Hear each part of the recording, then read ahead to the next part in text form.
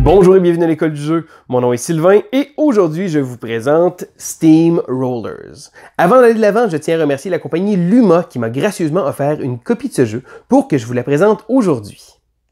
C'est quoi Steamrollers? C'est un jeu de 1 à 5 joueurs du designer Mark Gertz. C'est un jeu qui se joue d'environ 30 minutes et c'est un jeu de train, donc de livraison de marchandises. Ce qui le rend spécial, c'est que c'est un jeu qui utilise un concept qui est très populaire de ces temps-ci, le roll and write. Donc le fait d'avoir une page personnelle, de pouvoir écrire dessus, et avec ça, on va pouvoir se faire justement nos rails pour pouvoir faire des livraisons. On va aller voir les règles, puis après ça, je vais vous donner mon avis. Voici donc le matériel pour une partie de Steamroller. Donc chaque joueur va commencer avec une petite feuille comme ça. Le jeu vient avec un gros pad rempli de feuilles qui sont recto-verso en plus. Donc étant donné la nature du jeu où on va écrire sur notre petit plateau de jeu, chaque joueur va se prendre une petite feuille comme ça. On va également prendre les tuiles ici numérotées de 1 à 6. Donc ils sont des deux côtés, donc on va choisir un côté aléatoire et on va le placer disponible, visible à tout le monde. Donc ici, on va revenir dans une seconde. Ensuite, ce qu'on va faire, c'est qu'on va prendre le petit sac avec les goods, donc les petits cubes de couleur qu'on va devoir livrer. Et il y a le plateau de jeu ici, comme ça. On va également prendre un nombre de dés blancs égal au nombre de joueurs plus 1. Donc dans le cas ici, je vais simuler une partie à 2 joueurs, donc je vais prendre 3 dés. Et on va prendre également le gros dé noir comme ça. En début de partie, ce qu'on va faire, c'est qu'on va placer différents cubes sur le plateau de joueurs. Là, je m'amène tout de suite à vous parler des modules différents. Donc, le jeu vient avec plusieurs modules optionnels. Donc, on peut, si on veut, jouer à médium. De l'autre côté, il y a la version difficile, ou que ça va rajouter des murs. Donc, on va rajouter de la difficulté pour pouvoir traverser les choses. On a également le charbon, qui se trouve être un petit module optionnel. Ici, on a une tuile pour jouer en solo. On a également des tuiles de livraison. Puis ceux-là, je vous conseille même dès les premières parties de jouer avec. On va en placer sur le bord du plateau de jeu. Donc, elles sont recto-verso. Ça va donner certains objectifs à faire selon les cubes qu'on va avoir pour marquer des points. Et on a également les tuiles de bonus de départ. Donc, en début de partie, on va voir une de ces tuiles-là pour pouvoir avoir un petit bonus immédiat. Mais, pour les bienfaits de cette vidéo, je vais les mettre de côté et nous allons jouer avec la version de base du jeu. Donc, lors de la mise en place, ce qu'on va faire, c'est qu'on sur le plateau de jeu central, donc chacun des chiffres de dés ici est une ville. Et on va tirer des cubes, donc sur chaque ville, au nombre de joueurs plus 2. Donc, dans le cas d'une partie à 2 joueurs ici, on va tirer 4 cubes pour chacune des villes. Après avoir distribué les cubes, donc on va regarder dans chaque région, comme ça ici, qui sont avec une couleur, on va enlever les cubes de la même couleur que cette région-là. Donc ici, on enlève ceux-là, les verts, on n'a pas besoin, le bleu, on enlève là ici, et voilà. Donc on va les remettre dans le sac. Donc, le premier joueur prend les dés et la partie peut commencer. Donc les tours se déroulent de la manière suivante. Le premier joueur va brasser les dés comme ça ici.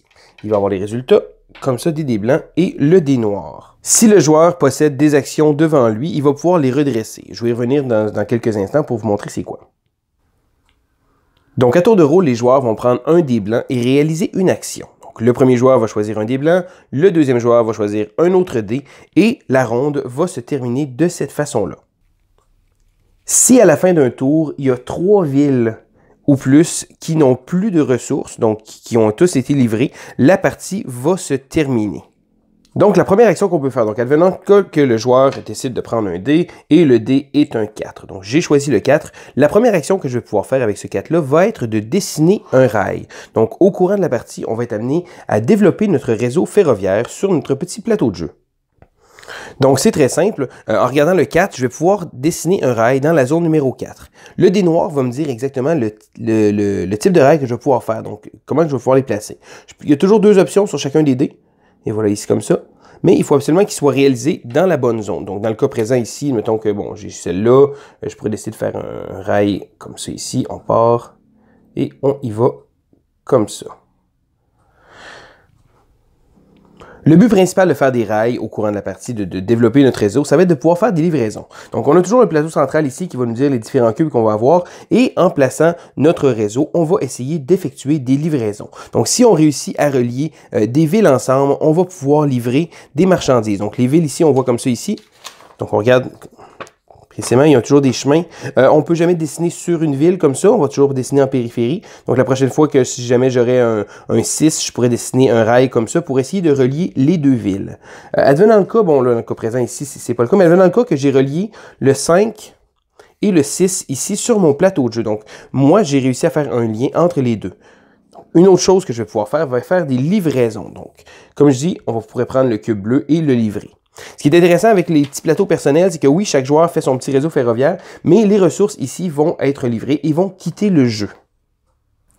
Encore une fois, une seconde action qu'on peut faire est de livrer une marchandise. Cette fois-ci, la valeur du dé va être importante pour savoir la ville d'origine. Donc, admettons dans le cas que j'aurais voulu livrer, ça m'aurait pris un 6 si j'aurais voulu livrer du numéro 6 à Léo Bleu. Donc, peu importe je me rends où, l'important c'est de pouvoir justement faire la livraison dans la bonne couleur. Donc, il faut vraiment que le cube bleu aille dans le 5 et ensuite, il va quitter la partie. Il est à noter que les petits cubes gris peuvent être livrés dans les deux du milieu, donc le 3 ou le 4, il n'y a aucun problème. Donc, pour pouvoir effectuer une livraison, il va falloir que sa locomotive soit assez puissante pour pouvoir la faire. Donc, encore là, pour calculer ça, on va regarder toujours le nombre de liens qu'il va avoir. Donc, il y a les villes et il y a les petits villages. Donc, tout dépendant du chemin qu'on va faire, donc sur notre plateau de jeu personnel par rapport à ça, le nombre de segments qu'on va pouvoir traverser va être équivalent à notre puissance de locomotive. Bien entendu, plus on traverse de segments, plus on va marquer des points également. Donc, je vais vous montrer sur la petite feuille de joueur qu'est-ce que ça fait. Mais ça fait en sorte qu'on peut justement essayer de faire des chemins les plus longs possibles si on le désire. Donc, le chemin, on n'est jamais obligé de prendre le chemin le plus direct. Si on a réussi à créer un itinéraire qui fait un grand tour, il n'y a aucun problème si on a la puissance de locomotive pour pouvoir réaliser la livraison. Ce qui m'amène vers la seconde action, justement, d'améliorer sa locomotive. Donc, encore là, sur le plateau de chaque joueur, ici, on a des chiffres. Donc, advenant le cas, exemple, bon, j'avais pris le 6 tantôt, lors de ma sélection d'action. Donc, au lieu de placer des rails, au lieu de faire une livraison, j'ai choisi d'améliorer ma locomotive. C'est très simple. Je vais prendre le petit marqueur ici, et au niveau du 6, je vais le faire une petite marque comme ça, ici. OK. On n'est pas obligé de les faire en ordre numérique, donc si jamais je veux commencer par le 6, il n'y a aucun problème. Et la force de ma locomotive va être le nombre de segments que je vais pouvoir utiliser pour pouvoir faire une livraison. Donc au courant de la partie, c'est important d'augmenter l'amélioration de notre locomotive pour pouvoir se permettre de faire des livraisons plus longues. Maintenant, à quoi bon faire des livraisons longues? Encore une fois, sur notre plateau de jeu, ici, on a la section comme ça ici. Donc lorsqu'on fait une livraison, on va calculer le nombre de villages ou le nombre de villes qu'on a utilisées. Donc, advenant le cas où j'aurais fait une livraison directe entre le 4 et le 6. Donc, j'ai fait un segment, j'ai traversé une chose, je vais pouvoir cocher une case ici comme ça. Okay? Cependant, si j'ai passé par ici, donc dans le cas présent, ce serait difficile, mais si j'ai passé par un village comme ça, j'aurais un segment et deux segments, donc je pourrais marquer deux petites cases comme ça. Donc, chaque fois qu'on va effectuer des livraisons, on va avancer ici et on va marquer des cases. Une autre chose qu'on va pouvoir faire avec notre dé, donc encore une fois, lorsqu'on sélectionne notre dé, advenant le cas j'aurai le 1, je peux choisir la tuile numéro 1. Donc comme je vous expliquais, bon, les tuiles sont des deux côtés, mais chaque fois qu'on va jouer une partie, ça va se trouver à être seulement d'un côté qu'on va jouer. Donc on va prendre la tuile et on va la mettre devant nous, et pour se rappeler qu'on vient juste de la prendre, on va l'incliner. Donc comme je vous expliquais au départ, lorsque c'est le début de notre tour, on peut redresser toutes les tuiles qu'on a, donc c'est à ça que ça sert. Les tuiles vont nous donner des petits bonus, donc chacune des tuiles est bien expliquée dans le livret de règles, donc ici comme ça, on voit les tuiles actions qui sont très bien expliquées, mais elles vont nous donner des petits bonus tout au courant de la partie. Donc, selon le type qu'on a, ils sont vraiment tous expliqués. Donc, la partie continue comme ça. Donc, chaque joueur va prendre un dé, l'autre joueur va prendre le dé. Ensuite, on va rebrasser les dés et ainsi de suite comme ça. Donc, les tours vont se relier comme ça jusqu'à temps qu'il y ait 3 villes ou plus qui n'aient plus de ressources. Donc, à ce moment-là, ça va activer la fin de la partie. Maintenant, comment on fait des points? Eh bien, selon les tuiles ici comme ça. Donc, selon le nombre de cubes qu'on a livrés, donc à travers les villages, on va marquer des points comme ça ici. Ici également, chaque connexion entre différentes villes et villages, on va pouvoir marquer des points. Ici, comme ça, je vous montrais la locomotive, donc chaque augmentation de locomotive plus que 3, donc à partir de 3, on va pouvoir également marquer des points comme ça. Donc, par exemple, si on a augmenté notre locomotive au niveau 4, on va pouvoir marquer 1 point. Donc, tous les points qui vont être marqués, donc bon, dans les livres de règles ici, c'est très clair selon les différentes choses qu'on va marquer des points à la fin de la partie. Si on joue avec les tuiles optionnelles, on va également pouvoir marquer différents points. Donc, le joueur qui a obtenu le plus de points va remporter la partie. Et c'est comme ça qu'on joue à Steamrollers. Et voilà, ça fait le tour des règles de Steamrollers. Maintenant, qu'est-ce que j'en pense? Donc, premièrement, bon, j'aime beaucoup les jeux de livraison de marchandises. Des jeux comme Railways of the World ou même Xia, qui est une partie de livraison qu'on a. J'aime beaucoup me créer un réseau pour pouvoir aller faire des livraisons. Quand j'ai vu Steamroller, j'ai trouvé ça très intéressant parce que, encore là, il va y avoir un plateau central, mais au final, tous les joueurs vont avoir leur petit pad et pouvoir faire leur réseau de train. Ce qui est différent aussi de la plupart des roll and write, c'est que habituellement, c'est des types de jeux qu'on est dans notre petit calepin et on remplit nos choses. Ici, on va faire des livraisons de marchandises. Donc, les autres joueurs vont pouvoir venir mettre, je dirais, mettre des bâtons dans nos roues si vraiment on veut essayer de préparer une livraison ou se préparer un chemin de train pour pouvoir faire un tel cube, ben ça se peut que les joueurs, justement, ils viennent nous encombrer et ça va faire beaucoup d'interactions avec les joueurs. Ceci dit, qu'est-ce que j'ai pensé de Steamrollers? Donc, premièrement, bon, le livre de règles est clair, les règlements sont très rapides à montrer. Il y a beaucoup de petits modules optionnels. Personnellement, je vous conseille de tous les mettre.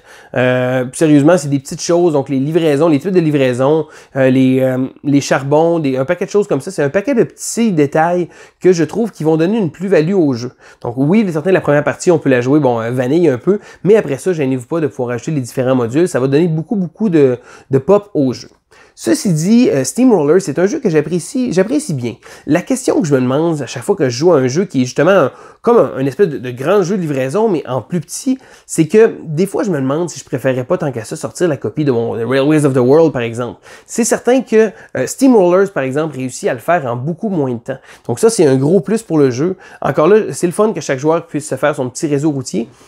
J'ai bien apprécié mon expérience de Steamroller et si jamais vous ne l'avez pas essayé, puis c'est le genre de jeu qui peut vous intéresser, je vous invite à aller jeter un coup d'œil. Donc c'était Sylvain pour l'école du jeu et on se dit à la prochaine.